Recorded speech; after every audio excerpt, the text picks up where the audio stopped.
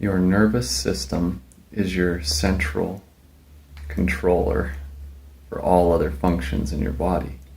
It communicates the information, it upregulates, downregulates internal organ, hormone, blood vessel dilation, bone marrow, immune system. And so when we think about different health problems that people have, or an infant colic, it isn't that chiropractic adjustments heal these problems, but when you help the nervous system, chiropractic adjustments can cure anything, even though they don't necessarily cure anything. It's all dependent on the health of the person, and as we strive to make that person well and optimize their neurological output, that's where sometimes it appears to be a miracle.